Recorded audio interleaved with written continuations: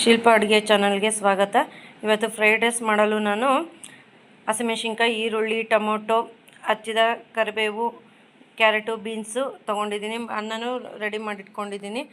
ಒಂದು ಬಾಣಲೆಯಲ್ಲಿ ಎಣ್ಣೆ ಹಾಕಿ ಕಾಯೋಕ್ಕೆ ಬಿಟ್ಟಿದ್ದೀನಿ. ಕಾದಿರೋ ಎಣ್ಣೆಗೆ ಸಾಸಿವೆ, ಜೀರಿಗೆ, ಕರಿಬೇವು ಹಾಕಿ ನಂತರ ಚಿಕ್ಕ ಕಚ್ಚಿರುವಂತಹ ಈರುಳ್ಳಿನ ಹಾಕ್ತಿದ್ದೀನಿ. ನೀವು ಈ ಟೈಮಲ್ಲಿ ಬಟಾಣಿನೂ ಸಹ ಆ್ಯಡ್ ಮಾಡ್ಕೋಬೋದು ಬೇಕು ಅಂದರೆ.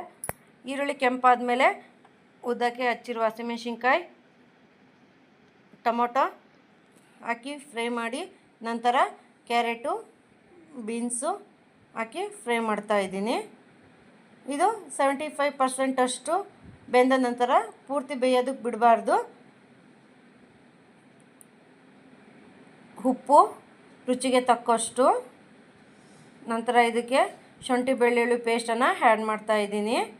ಶುಂಠಿ ಬೆಳ್ಳುಳ್ಳಿ ಪೇಸ್ಟ್ ಹಸಿ ವಾಸನೆ ಹೋಗೋವರೆಗೂ ಸ್ವಲ್ಪ ಫ್ರೈ ಮಾಡ್ತೀವಿ. ಅದು ಹಸಿ ವಾಸನೆ ಹೋದ್ಮೇಲೆ ಅದಕ್ಕೆ ಸ್ವಲ್ಪ ಗರಂ ಮಸಾಲ ಮತ್ತು ಚಿಕನ್ ಮಸಾಲ, ಖಾರದ ಪುಡಿ, ಧನಿಯಾ ಪುಡಿ ಹಾಕಿ ಫ್ರೈ ಮಾಡೋಣ. ನಂತರ ಅದಕ್ಕೆ ಅನ್ನ ಮಾಡಿಟ್ಟುಕೊಂಡಿರುವಂತಹ ಅನ್ನನ ಹಾಕಿ ಚೆನ್ನಾಗಿ ಕಲಸಿದೆ ಫ್ರೈಡ್ ರೈಸ್ ಸವಿಯಲು ಸಿದ್ಧವಾಗುತ್ತೆ. ಈ ವಿಡಿಯೋ ಇಷ್ಟ ಆದರೆ ಲೈಕ್ ಮಾಡೋದನ್ನು ಮರಿಬೇಡಿ. ಹೇಗಿತ್ತು ಅಂತ ಕಾಮೆಂಟ್ ಬಾಕ್ಸಲ್ಲಿ ಕಾಮೆಂಟ್ ಮಾಡೋದನ್ನು ಮರಿಬೇಡಿ.